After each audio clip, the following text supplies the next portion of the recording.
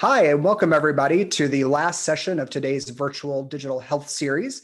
Again, my name is Stephen McCollum. I'm the Director of Programming here at Healthcare Innovation and your host for this year's virtual health series. Thank you all again for joining us. And of course, thank you to our great sponsors like Current Health, who helped organize this session. We really appreciate it, and we appreciate your support of the programs and our community.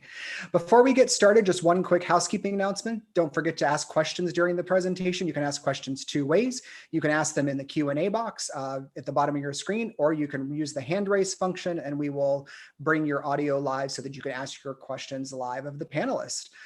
With that, I'm going to go ahead and get our panelists introduced and our moderator introduced, and we'll get the discussion started. So first up, I'd like to welcome Dr. David Levine, who's a clinical investigator and pioneer in home monitoring programs. He's with Brigham and Women's Hospital and Harvard Medical School. So welcome, Dr. Levine. Thanks for joining us. Joining Dr. Levine, we've got Christopher McCann, who's the Chief Executive Officer and co-founder of Current Health. Welcome, Christopher. As well as Joanne Scandra, who's the Vice President of Care Coordination and Integration at Geisinger and is an RN. She's got a great background of both being a clinician and a technologist. So welcome, Joanne. Thank you. And last but not least, we've got Nick Bassett, who's the VP of Population Health Services with Intermountain Healthcare / Castell. He'll tell us a little bit about that in a minute. And joining us as the moderator is David Rass, our editor. Welcome, David. Welcome, panelists. Thank you all for being here today. I'm going to disappear and I will see you guys during the Q&A session. Welcome, everyone. Thanks a lot, Stephen. Well, Steve gave us the brief introduction, but before we dive into more in-depth questions, I just want to have people go around and give a little bit of a brief talk about the work your organization is doing on either hospital at home or home-based chronic care management with remote patient monitoring, and then we can dive into some deeper topics. So why don't I start with you, Nick? Good afternoon, Nick Bassett. I've been working with Intermountain Healthcare for a little over a decade. Intermountain made the decision about a year and a half ago to launch a new value-based company called Castell. And so I formally work for Castell, but that's a wholly owned sub of Intermountain Healthcare. And so much of what you'll hear me talk about today is representing Intermountain. Intermountain's looked at hospital at home services actually for a number of years. And last year we spent quite a bit of time diving in to understand various models.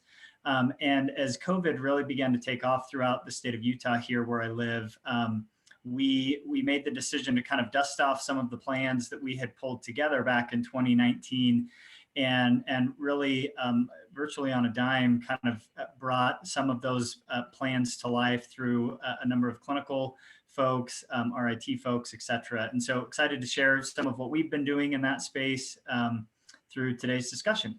Great. Dr. Levine? Thanks, David. Hi, everyone. David Levine. I'm a primary care physician, and I do home hospital medicine in Boston at Brigham and Women's Hospital. And I'm a researcher. I'm very privileged to get to look at different advanced interaction spaces, mostly in patients' homes for delivering advanced care instead of kind of in bricks and mortar buildings. And I'm just lucky to work with lots of great clinicians and researchers in this space and look forward to the conversation with everyone today. Great. Joanne? Joanne Scandra. As Stephen said, I'm a nurse by background. I've been with Geisinger Health System for about 2 decades now. We started our journey to telehealth, telemonitoring like in 2010, looking at a heart failure population and just deploying scales. Over the last couple of years, we've learned a lot. Technology has changed, technology has improved, and we've developed an at-home program to care for our patients in their home, and technology has really helped support that. I know later on we're going to talk a little bit about some of the work we've done on COVID. So excited to be here. Thank you. Great. And Chris, tell us about Current Health. Hey everyone, my name is Chris McCann. I'm CEO and co-founder of Current Health. I'm clearly not an American, originally from Scotland. I know it's non-obvious, but originally from Scotland. We're a global healthcare technology company. We operate on every continent, but particularly in the United States. We're a remote healthcare delivery platform, so we focus on enabling early preventive treatment delivery to patients in their own home. We try and serve as the single point of insight into patient health outside the hospital using everything from continuous physiological data to EMR data to try and identify patient risk and enable early intervention at scale. And we operate across hospital at home, transitional care management, chronic care management, wherever we can help bring early treatment to the patient outside the hospital. Great. Well, we've got a great panel here, so let's dive in. Let me go back to you, Joanne. Could you talk a little bit about how the Geisinger at home model is being put to use during the pandemic for COVID-19 patients, how it might take pressures off of emergency room departments or acute care hospitals? And do you have a sense of the impact system-wide? So absolutely. Thank you, David. So, like many of you, the challenge was capacity, right? And who are the patients? And it wasn't just about COVID, it was about our patients that needed healthcare every day that didn't have COVID. So we started working with one of our hospitals, and the ask was, can we get people out of the ER, get them home, and get them home safely? So these were patients most likely under normal circumstances would have been admitted to the hospital.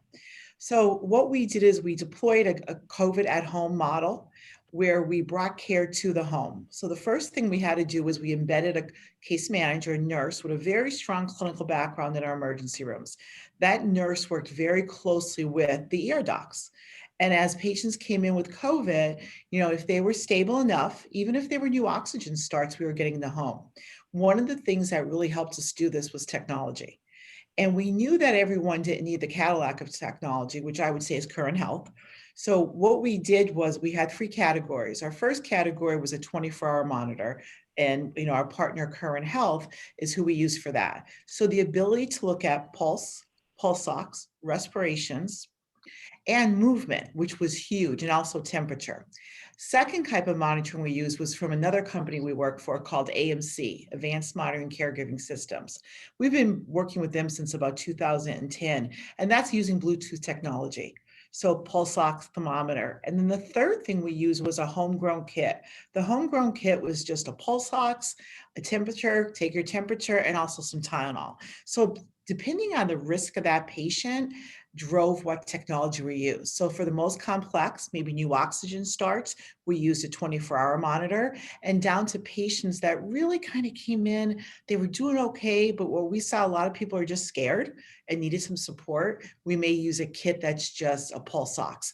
But one thing we did marry up to this was not the technology alone, but you needed a nurse or someone within healthcare to follow up with these patients daily, educate the patients, watch for the alerts and the monitoring, and really help our patients through their 14, or even what we're seeing today is, maybe 2 or 3 week journey.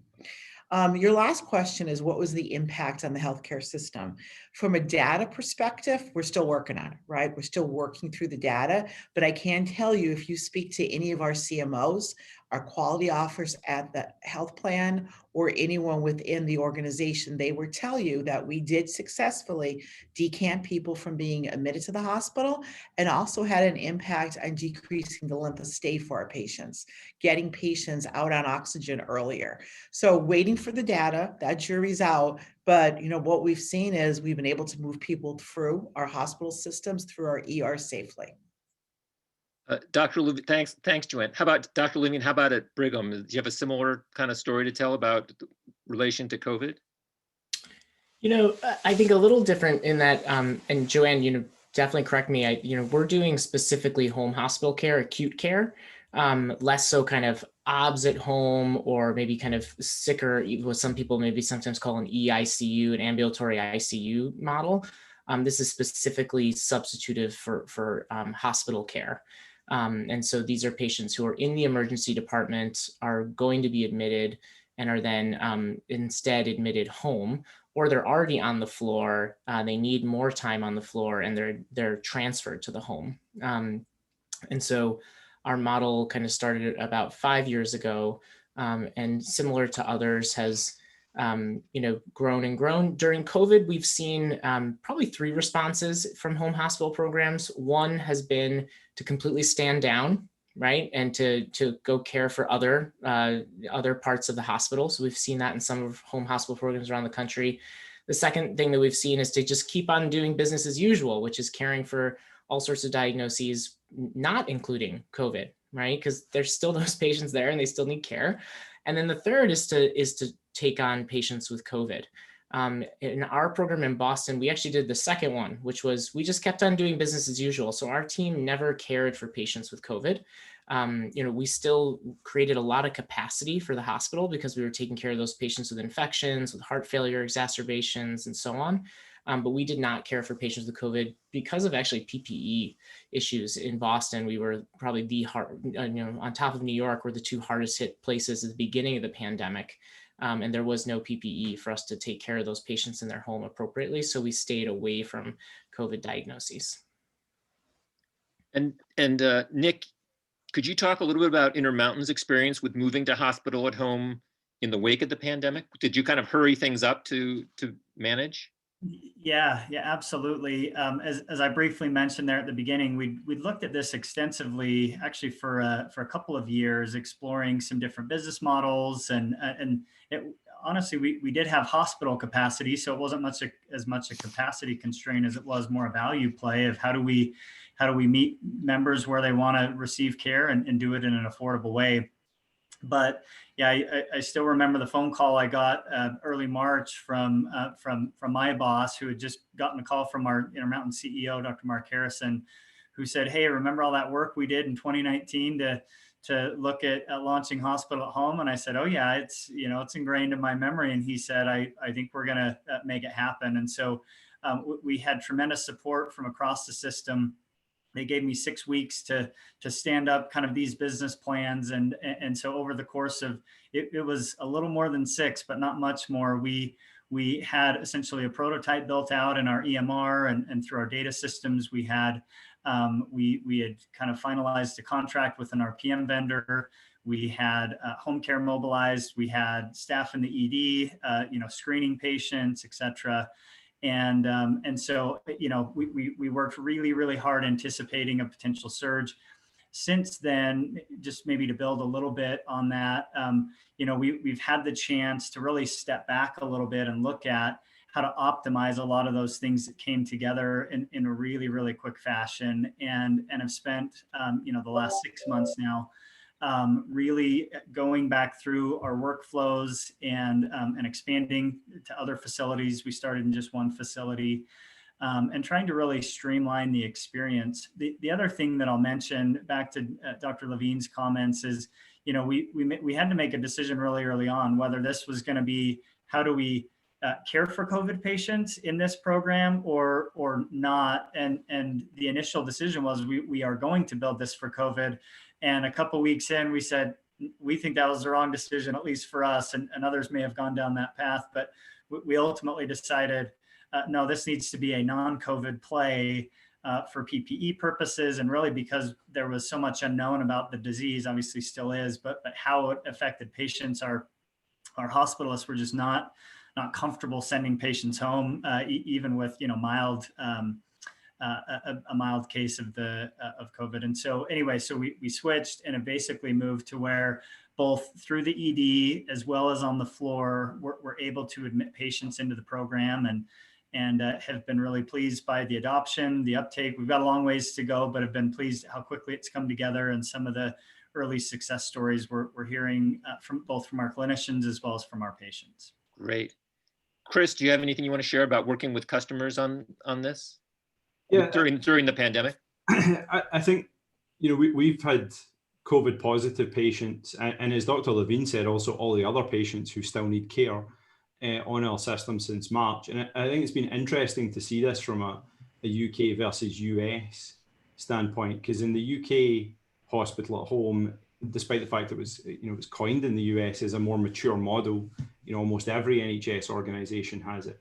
And I think, we saw in March in the UK, an overwhelming shift to move patients out of the hospital, and the hospital at home program throughout the NHS heavily utilized to try and do that. So we saw an immediate uptick in utilization in the UK that initially surpassed the growth we were seeing in the United States. And then we saw more measured growth throughout the rest of the year, particularly transitional care programs within the US. And I think that aligns to the financial models that exist in the US, up till the recent CMS changes. financially it hasn't necessarily made sense for most health systems to run hospital at home programs. Now suddenly that CMS has made that change, we're seeing an explosion in interest purely in hospital at home. So I think it's been a change, and it's different between geographies. Well, that's a good segue to the next question I wanted to ask, to talk about the policy and payment environment. Let me start with you, Dr. Levine, but I want to have everybody weigh in. Could you describe the changes that CMS put in place, and then what everyone is kind of waiting for now from the new administration as to whether the changes they put in place are going to be made more permanent or not? Sure. Yeah. So it's been a really wild ride and very exciting, right? Many of us in this space have been waiting for years for CMS to make this pivot. And it took a pandemic, but it's the right thing to do. I'm extremely biased, but it's the right thing to do because it's the best care we can get to our patients, especially during these kinds of situations. And so basically what CMS did is they said, they created two tiers. Tier 1 is an institution that has already been doing home hospital, and they're good at it and they can prove it. And so essentially, if you fall into that tier, the application for a hospital-based waiver is actually pretty simple, and CMS has approved many of those applications. Tier 2 is an institution that has never taken care of an acutely ill adult at home. There's quite a bit more that you need to prove to CMS that your program is worth a waiver. Things like, do you have the right contracts in place? Do you have the right standard operating procedures in place? Do you have the right care team? And so, very, very thoughtful application that then allows you to demonstrate to CMS that you can start to take care of these patients. And then CMS really couples that with some pretty impressive reporting. And I think they've done a really nice job of finding a middle ground between not too burdensome, but enough to ensure the safety of patients. And so every month for tier 1, and I believe every week for tier 2, you actually have to report to CMS whether or not any patients died unexpectedly while home. You have to report if any patients escalated their care, meaning they went from home back to the hospital. And then, if there was any safety reviews of any cases. And that program is going very well. They are publicly reporting. There's over 90 hospitals that have signed on to that program in under 2 months. Like, phenomenal, the uptake there. And so thanks, Nick, for being one of those, one of those hospitals. But I think your question, David, about where is it going, right? It's authorized under the PHE, the public health emergency. There was just a memo out that the public health emergency is likely going for the entirety of 2021. So that's pretty good news for programs that have jumped in. Those 90 some odd hospitals that have jumped in, they have at least a year worth of waiver to understand this. And, in discussions with CMS, it's not clear where it's going to go. I think a lot of us hope it will become a permanent benefit for Medicare beneficiaries, but that's too early to tell. And whether or not it can happen without an act of Congress will make it much more likely to become permanent. And hopefully we can find that way to get it into permanency without requiring any changes to statute. So does anybody else want to weigh in on how that weighs into people's thinking or what they hear from people about investment in this type of program? Sure, I'm happy to jump in, David. One of the foundational elements to success in the program, at least for us, is having sufficient volume to keep our clinicians busy and really reach scale in a way that the service is, a viable kind of long-term option. And so we are thrilled to see CMS, considering this seriously, and are optimistic that what they'll find, as Dr. Levine has mentioned, is tremendous benefit to patients, a safe environment for providing care for many. And frankly, most conditions, definitely a very long list of patients that I think can be safely cared for in a home setting. And so I'm particularly encouraged because it means we can reach a critical mass of patients quicker than having to navigate, the contracting process with each individual payer, for example. Joanne or Chris want to weigh in again? Chris, you kind of started off this mention with the payment. Are you hearing that from a lot of the customers you work with? Yeah, I mean, I think the amount of interest from existing partners, but also new prospective partners in hospital at home has been significant. But I think that there has been a caution that this is very specifically COVID related, you know, as Dr. Levine has just said. And therefore, if they don't have an existing model, I think there's nervousness about the potential investment required to get a model off the ground if there is going to be no reimbursement model available down the road. That being said, you know, if you looked at this, despite home-based healthcare being done for decades, I do think that the payer shifts we've seen from CMS and commercial over the last couple of years, I mean, things like the RPM reimbursement codes, then, you know, the pandemic, I would say one of the biggest impacts it's had has been on consumer behavior in not wanting to come into the hospital. It's almost like a whole new market has been created, and I struggle to see how the genie can be put back in the bottle. I'd also say, you know, hospital homes get a purer ROI, I think, than transitional care. It's often hard to know, you know, has the transitional care program actually prevented an ER visit or a readmission? You know, it's hard to prove a negative. Hospital at home, you know that you've avoided a hospitalization. There's a very clear dollar value for that, and it's, you know, an incentive for everyone. So I think the return on investment is so clear, it feels hard to believe we can put the genie back in the bottle after this. And Dr. Levine, your team at Brigham has published results of randomized control trials about home hospital care. Could you just briefly describe a couple of the findings there? Sure, David. And I just want to make clear that, you know, as Chris mentioned, the United States is actually behind the 8 ball when it comes to the acute care at home, right? So Australia has been home hospitalizing patients for almost 30 years now. The UK has been doing it for dozens of years. Italy has been doing it for dozens and dozens of years, and several other parts of the world. So the model has been in existence here and there for about 20 years in the United States, but this is really the first moment where it's catching on in nearly a mainstream way, which is really exciting. And so our work was the first US-based randomized control trial. There's dozens of randomized control trials from around the world that have been done previously. And really, we largely corroborate a lot of what has been previously found. And so, you know, we showed a really significant reduction, for example, in the 30-day readmission rate. So not just value of during that home hospital stay, but value after the home hospital stay as well.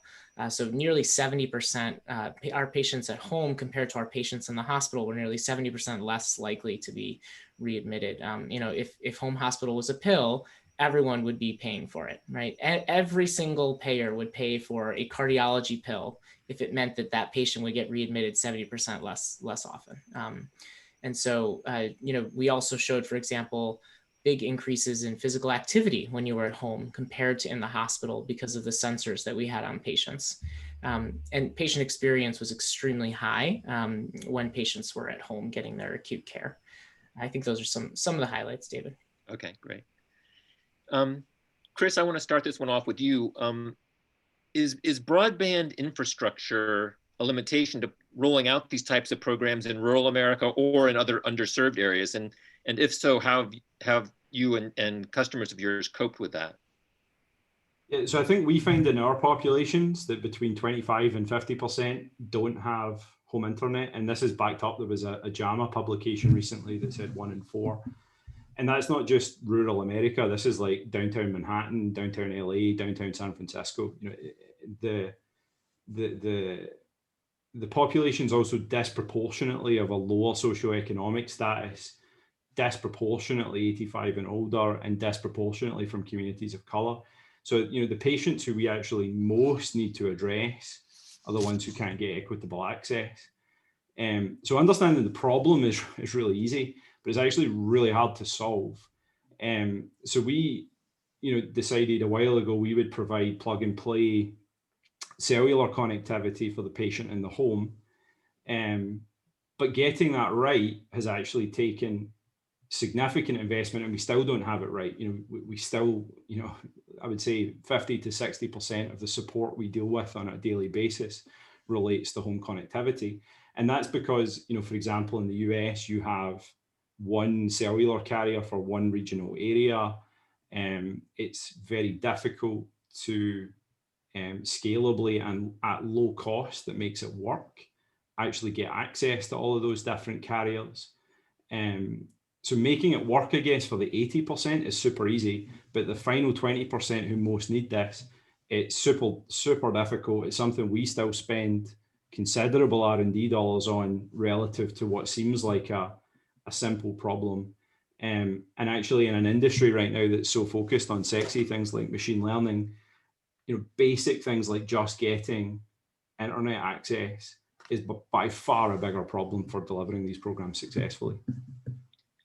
Joanne, Geisinger has a lot of rural patients. Have you struggled with this at all?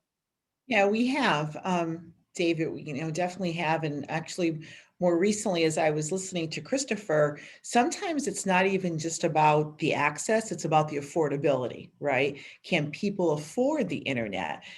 So that's been one of our issues too, right? Are we close enough, right? Can they get internet? But then at the end, can they afford to pay for internet? So we actually, and I'm not going to go into this deeply because we just were awarded an FCC grant to look at this, right? So to look at people that, we want to do telehealth with telemonitoring, and can we, pay for that internet, or are there other ways to deliver that internet to them? But, being in rural Pennsylvania, it's always been a challenge. Yeah. And what about out in Utah, Nick? Yeah, similar experience. I think I would call out more for us. It came down to the number of patients, and then making sure that we could have staff who do the in-home interactions available. And that's really, I would say, the barrier we're working through right now. We haven't quite gotten to the barrier being folks having sufficient access for the monitoring, whether that's telebroadband or Wi-Fi or whatever it is.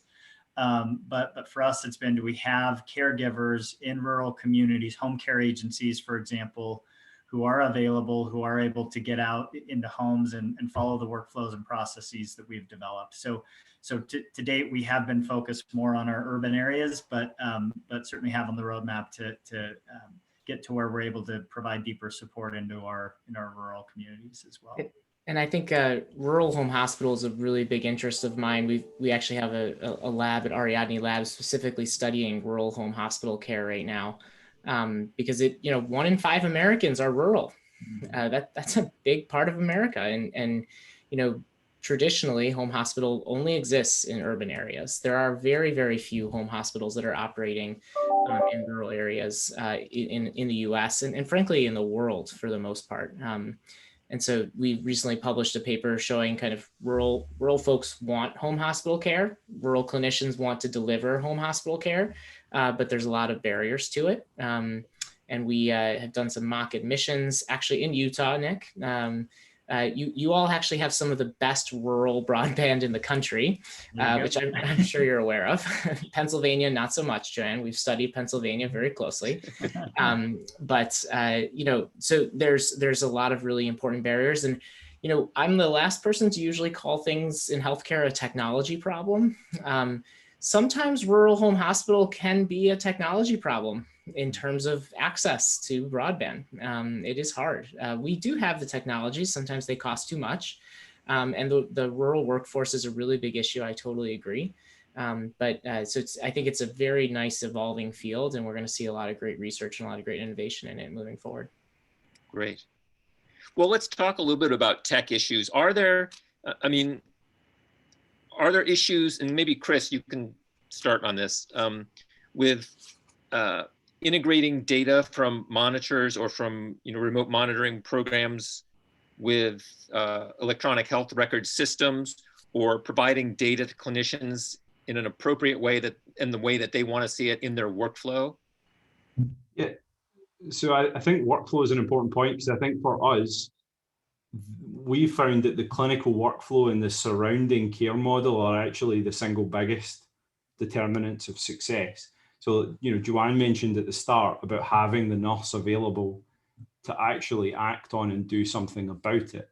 And, Geisinger, one of the reasons for me anyway, they have an absolutely best in class program is because they've really focused on the care model and less on the tech. And we like to talk about the tech because it's sexy, but actually things like the nurse and nurse staffing are the decisions that ultimately determine success, because the tech's just an enabler.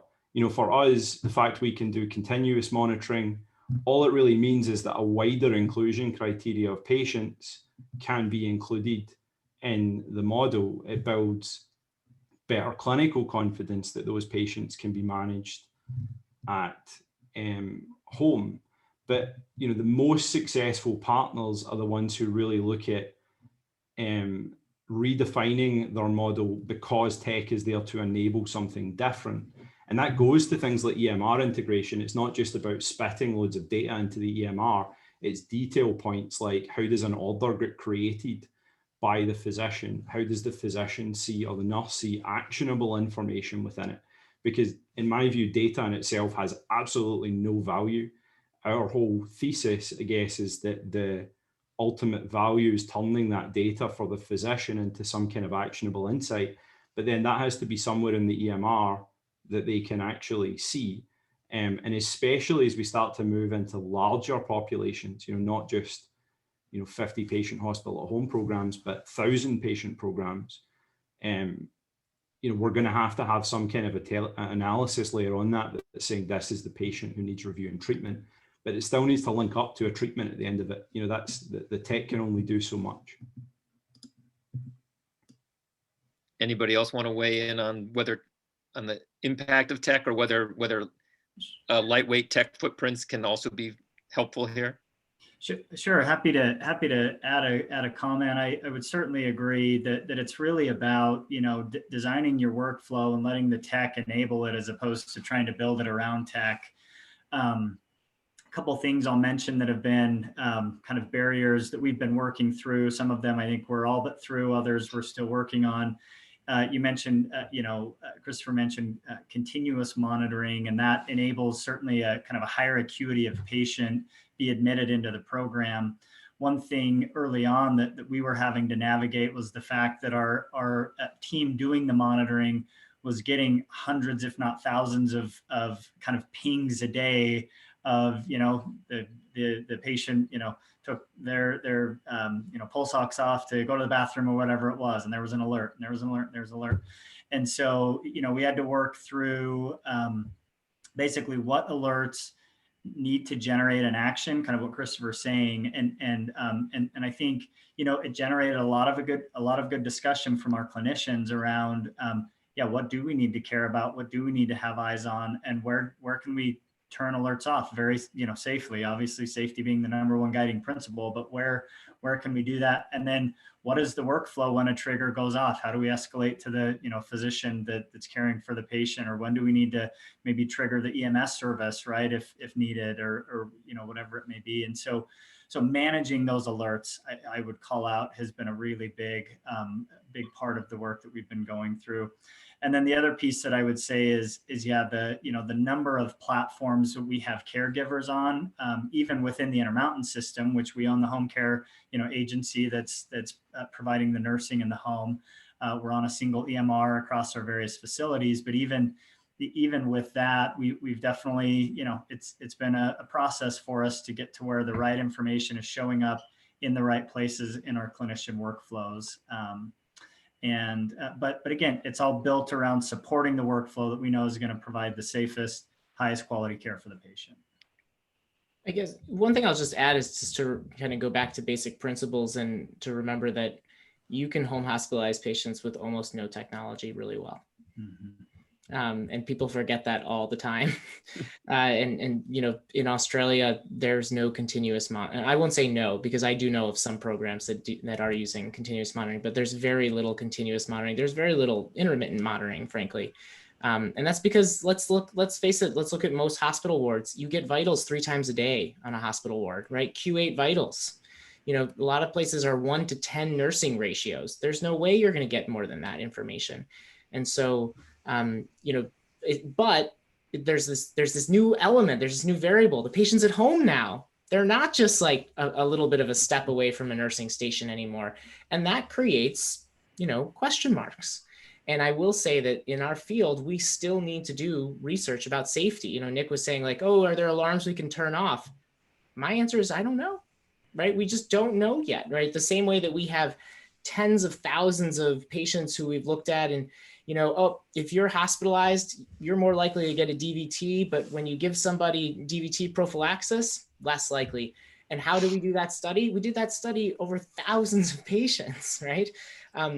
Same thing, falls in a hospital ward. Like the only way to look at that, unfortunately, is often retrospectively or with massive randomized controlled trials or step wedge trials. We don't have that data yet in home hospital. And so there are definitely some really important questions on safety as well as monitoring out there that, every clinician is going to have an opinion, but nobody necessarily has the evidence base yet to be exactly correct on this yet. But it's exciting to figure it out as we move forward. Okay. What's been kind of, I think, cool and neat for us is when our providers are working with the patients, and I'll just use the example of the 24-hour monitoring.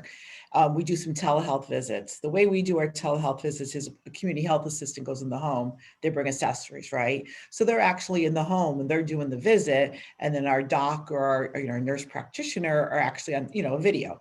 So many times that practitioner will bring the information to the appointment. So we actually show the patient, the patient might say, I've been moving, I've been all over the place. And I think Dr. Levine called that out because I think that's been one of the biggest things is getting people home and getting them moving because no one's bringing your meal. Maybe they are a little bit, but you got to get up and you got to walk a little further. And we know with COVID, everyone is really in a room and they can't get out of the room. So at least at home, they're moving, but to show a patient their monitor, and to show them, this is when you were sleeping last night. And we noticed your oxygen level started to go down while you were sleeping. And maybe we need to look at closer monitoring to get you oxygen.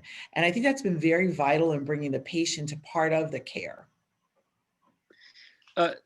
Joanne, could you talk a little bit about some of the specific programs Geisinger has established to reach patients in their home, maybe with specific chronic conditions such as chronic heart failure or diabetes or COPD? Sure. Yeah, absolutely. So like I said earlier, we kind of started our journey around heart failure management 2009, 2010.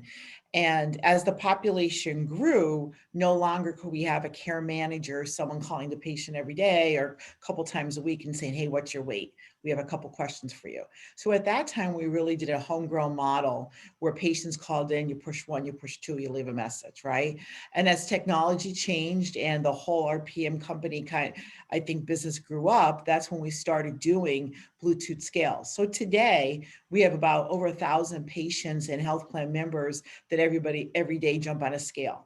And Christopher called this out before that you could have technology as much as you want, but if you don't have somebody to receive it, understand it, and then really have protocols in place to act upon it, the technology really isn't valuable. So over the years, we've worked really closely with our cardiologists to build patient-specific exacerbation plans, your typical increase their Lasix and stuff like that. But as basic as it sounds, we didn't do that years ago, right? We reacted and people ended up in emergency rooms and usually were admitted to the hospital. So over the years, I think, just scales, and there's some other stuff that we've done over the years with heart failure and have been successful in keeping people out of the hospital. One of the other challenges is you think about heart failure to heart failure. I'm sure Dr. Levine and Nick would jump in here. Sometimes heart failure to heart failure is actually easy to manage. It's kind of easy sometimes to keep a person with heart failure out of the hospital. The issue is everything else that comes with it, right? So we've had to build models that don't just look at heart failure, but look at the patient as a whole. From a behavioral health, from just your social determinants and everything else that affects that patient. Because many times they end up in the ER with heart failure, but we probably could have kept them home if we had the ability to close some other gaps and really get to those patients a little bit earlier. So COPD, I think some of the same work. We use community health assistants where a patient goes in the hospital with COPD or heart failure. Our goal is in 24 to 48 hours, a community health assistant is in that home. And we're looking at what's the food look like in the kitchen? Are they adding salt? Are they weighing themselves right? You know, we've had patients go to the hospital that give us a weight every day and the scale's upstairs and they never get on it, right? So, and I call that back to basics. Go back to the basic stuff.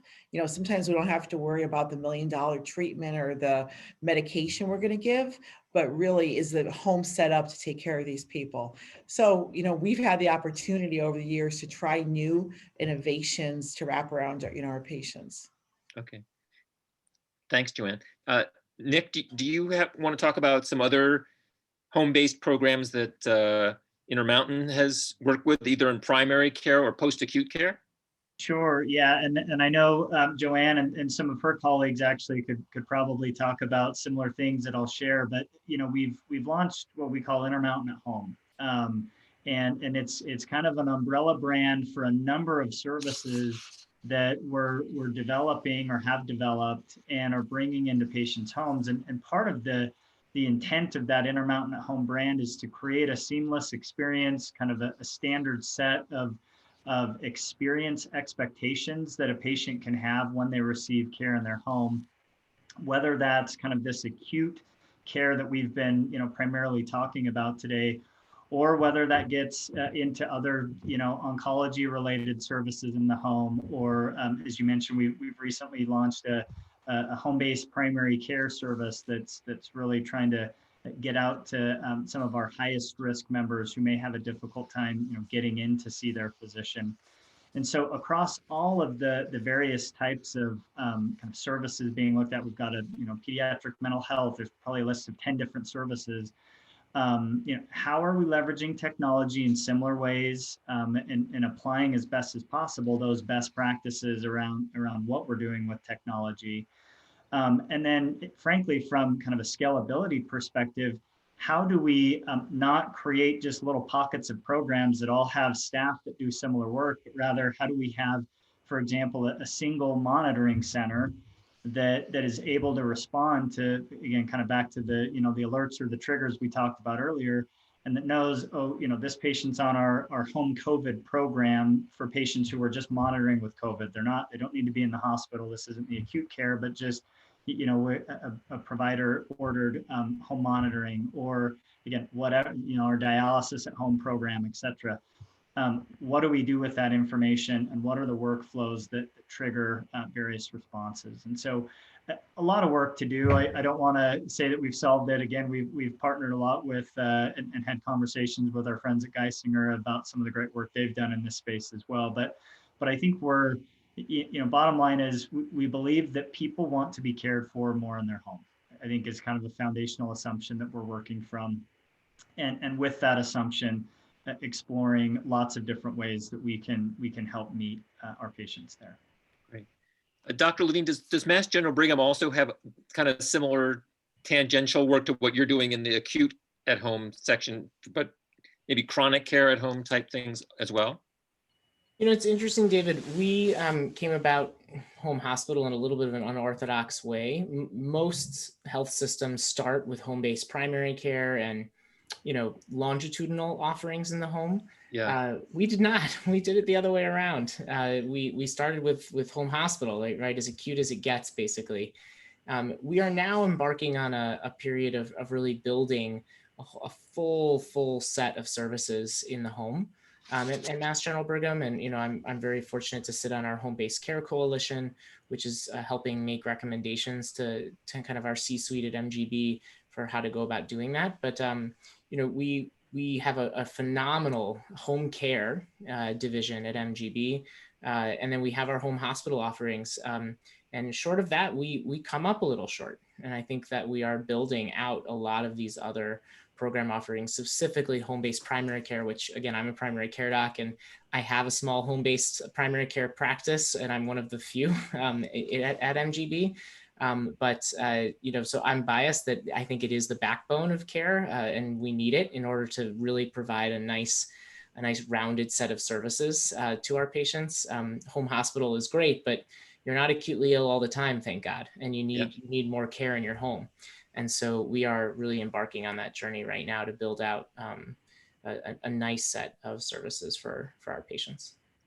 So as you guys do that, as you set up these programs, the one that Nick described, the one that Joanne feels like they've been working at for a while, at Geisinger.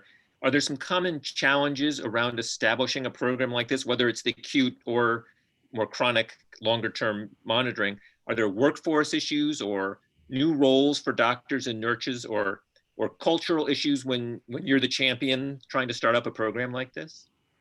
Yeah, I'd be curious to hear what Nick and Joanne have said. They have probably even more experience in it than I do. The answer is kind of yes to everything you just mentioned. One of, I think, the biggest reasons that this area is a struggle is because of the financial model.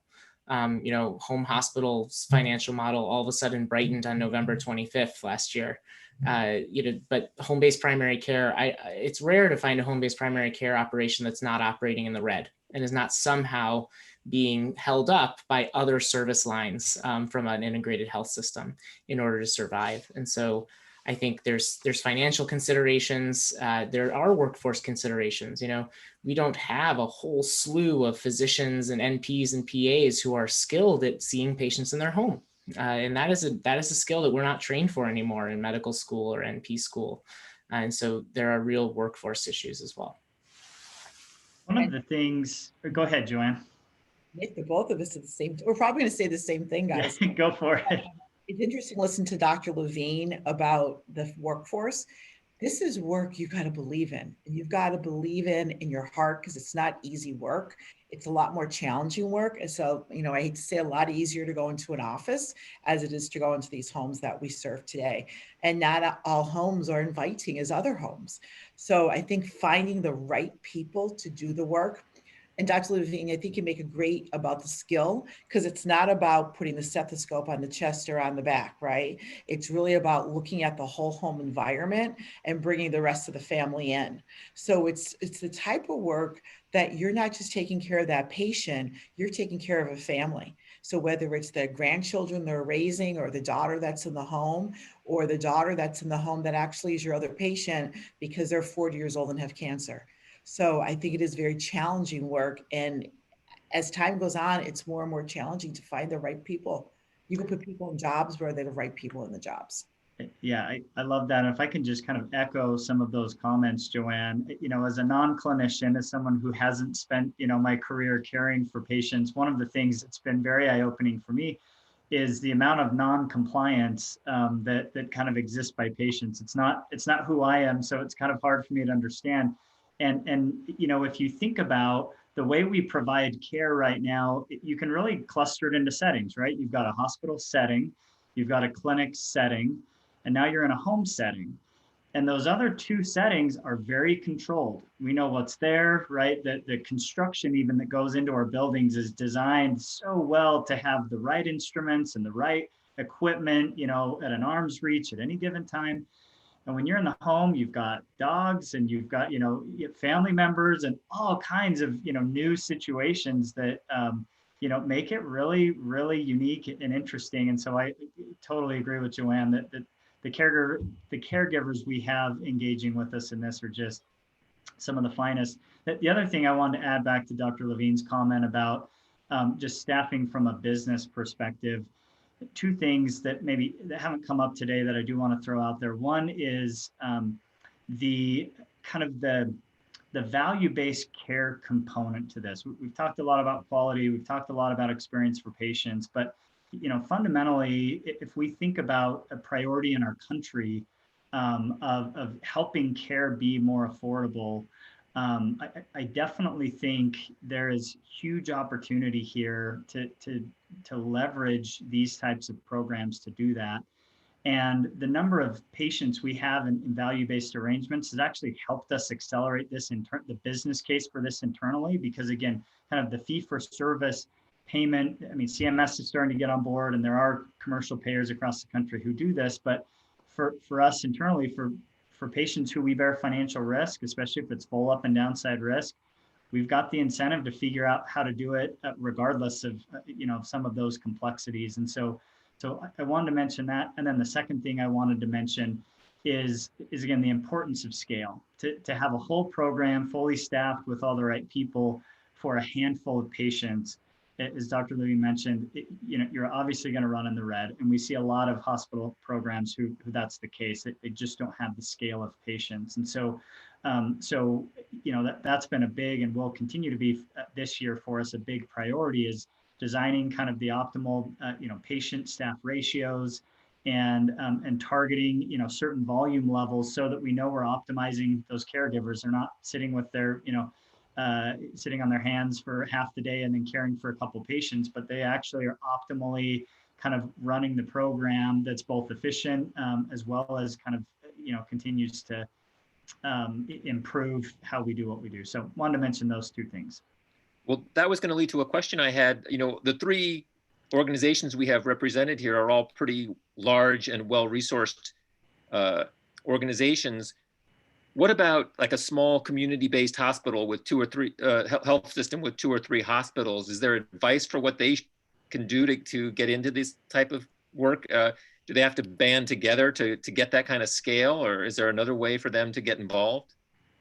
No, I think, David, we're seeing, dozens and dozens of hospitals take this up. And so I really do think of this, and I'm not trying to be silly, I really do think of this as ingenuity, right? Like hospitals were told, go put up a tent hospital in your parking lot to take care of 100 people because you don't have room in your hospital. And you know what? Nobody had a blueprint for putting up a tent hospital in their parking lot, but they did it, right?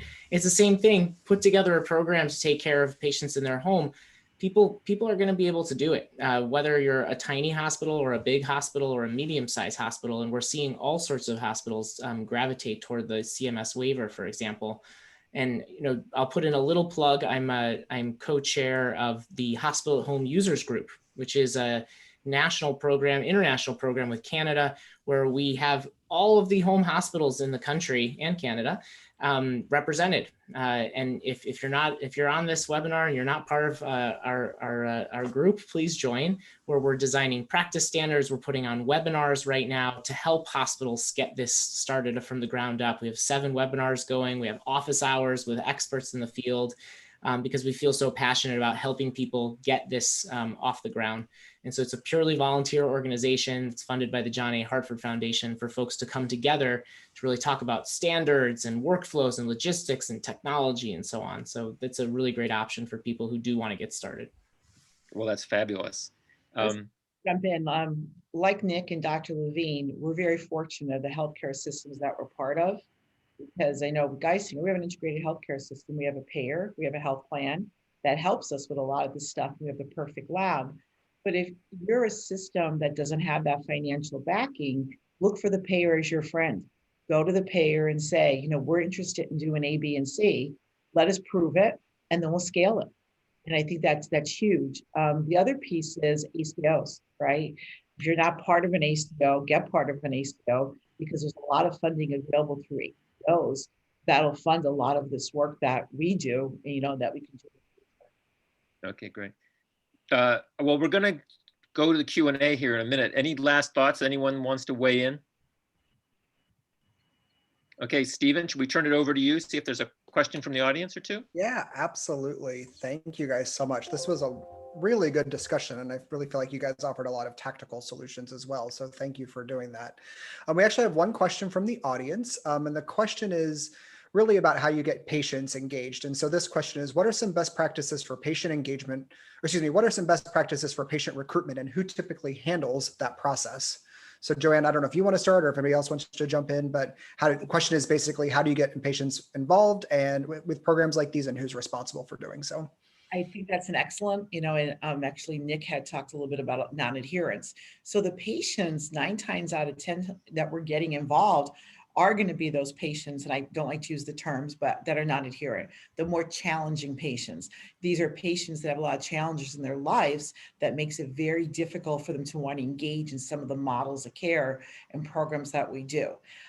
First of all, I think anytime we use technology, it has to be the right patient. Many times we put technology on patients and it's not the right patient and they're not going to use it appropriately.